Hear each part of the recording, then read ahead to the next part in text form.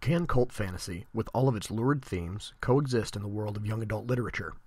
Could a book series that deals with topics like child violence, drugs, warfare, rape, and more be considered appropriate for young adult audiences? Could a series primarily about an assassin like the Night Angel Trilogy be appropriate for younger readers? I believe so.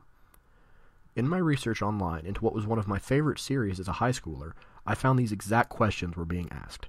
In fact, on the Dragons, Heroes, and Wizards website, reviewer Muluane poses that exact question and comes to the same conclusion that I do.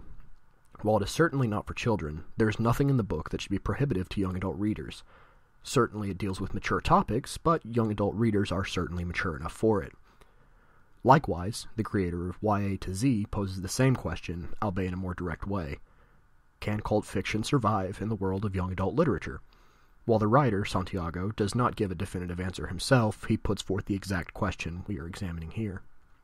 Another point of interest to me is how popular these books are to a niche audience. Reading Realms, a fantasy book review site, raves about the book, giving it 4 out of 5 stars, and while it does acknowledge that the books are not without their flaws, the reviewer cannot stop raving about it, and Geek Bomb enjoys them so much, they invite the author himself to an interview in their book club series of videos, spending the whole time questioning him about different aspects of the book's universe, future plans, etc.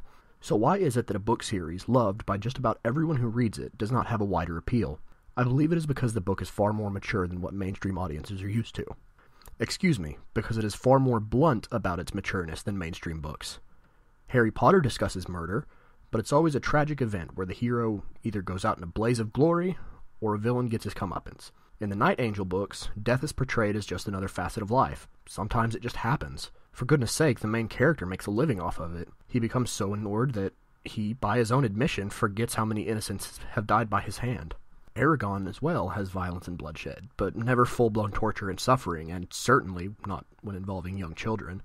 The character of Dollgirl is mutilated at the tender age of 6 or so by her guild's enforcer, who is at that time only about 16.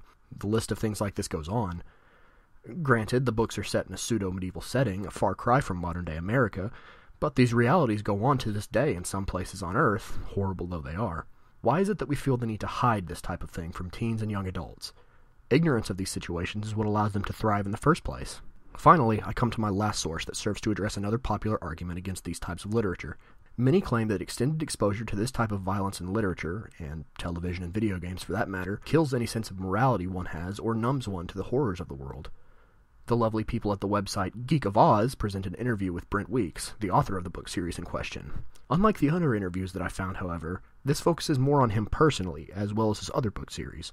The interview reveals Mr. Weeks to be a normal man with a normal upbringing who emerged from the normal world of academia, a far cry from the kind of person that knee-jerk reactionaries would envision. He is not a basement-dwelling, manifesto-writing, crazed serial killer. He's a regular man with regular readers and a regular life. The only thing that people find shocking is that he is willing to bring dark realities to the forefront of his books. He sees the value in making sure people are aware of the darker sides of human nature, and that they are not something to be totally hidden away from young adults, as this can be very dangerous. The Night Angel Trilogy is wonderful, and I still find myself rereading the books to this day, and I firmly believe that any lover of fantasy would enjoy them as well.